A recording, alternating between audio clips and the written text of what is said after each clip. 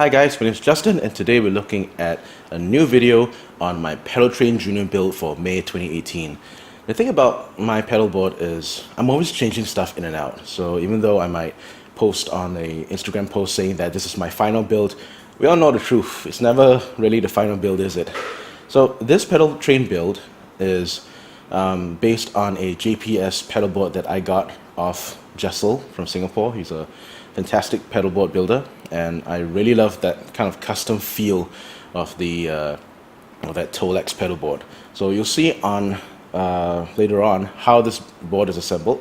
I basically wanted to get rid of any pedals that I couldn't fit onto the Pedaltrain Junior size rig. And the thing is, I had 13 pedals, and if any of those pedals were going to be off the board, I was going to sell that. Turns out I'm a Tetris master. I could fit everything onto a Pedaltrain Junior frame, and as you will see, I have some interesting routing capabilities. Not only do I have a discrete acoustic and electric side of the board, both of these signal paths have a DI box right at the end of the chain. So I don't even need a sound guy to give me a DI box. I can provide my own, because I think one of the most important things about being a worship guitar player, especially for a guy like me who plays for sessions, is that you need to be flexible. You need to give options. You need to be the guy who, if, hey, I don't have a DI box for the situation, I got one. Or if you have a situation where you have an amplifier on stage and you need to connect it up and with a traditional microphone setup, no problem, you can do that with the setup too. Alright, welcome to Handicam mode. This here is the brains of the entire operation for this rig, and what I've done is that the LS2 is sending two discrete signal paths. The first signal path, which is the acoustic rig, goes into the tuner, the wooden sound, and the Moore Micro DI with the cap filter on. What I discovered is that I think the wooden sound is best tuned for a direct into an amplifier situation. So if you have this pedal and plug it straight to a board, there's going to be a lot of high-end shizzle and sing that's just too unusable and make it very harsh. So to tame it right down, I have the cap filter on permanently so that this signal path is always going to be my full acoustic tone. And if I don't need my acoustic tone, I can always use the LS2 and switch to this channel as a tuner mute for the whole tone tuner right over here.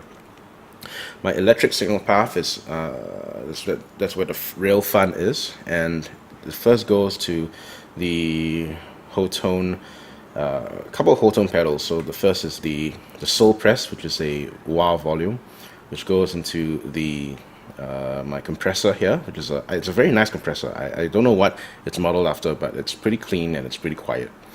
This goes into my duet overdrives. This is my this is where the real fun is. This is the exotic SL drive, and this is the ZVEX FX double rock. And I tend to have my lead sound is normally a combination of these two pedals, and if I need any bigger boost, I just use this pedal here right here. This goes then into the mighty Line 6 M5, which to me is my utility pedal. Any effect that I need, any modulation, chorus, any tremolo, any crazy effect that I only need for one song, this is the pedal to use. The signal then goes into my delay pedal, which is the GFI Clockwork. It's right at the bottom of the pedal board so that I'm able to access it quite easily, and this is where I spend most of my time doing the tap dancing, with the tap tempo dancing. Then this goes up to the GFI Specular Reverb, which is an amazing pedal. This is the Strymon pedal for people on the budget, and this is a you can power off a one spot, a normal one spot, which a normal 9-volt one spot, which I find amazing. And then that goes into this pair of pedals, which is the Moore Day Tripper. It's a preamp pedal that's modeled after a Vox kind of sound, and that goes into my Carl Martin Rock Bug, which is my DI box and cap filter. What I really love about this combination of setup is that I think the Vox cap sim isn't too bad on the Moore, but I find that this just does a much more a better job at it. So I turn the cat filter off on this, and I use it as a preamp just for EQing and for a slight gaining sound, and that goes into the Rock Bug, which is a 4x12 cabinet simulator, and it just sounds fantastic. So the real utility comes with the, as you can see, I have a DI output here and I have a DI output there, just so that if ever the sound guy needs me to provide you know, DI outputs, I can do that with these pedals. The one thing that I did to get all these pedals accessible and to have the wiring and cabling done neatly is to have pedal risers underneath the pedals. So I've got mine double rock here, sitting on a makeshift box, you know, a box that I repurposed into a riser.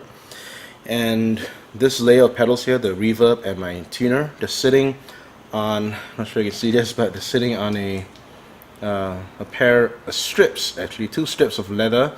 I had an old belt that I had no use for, so I cut it up and put it into strips and to put some Velcro over it and to elevate them over a certain level. So now these pedals, let's see,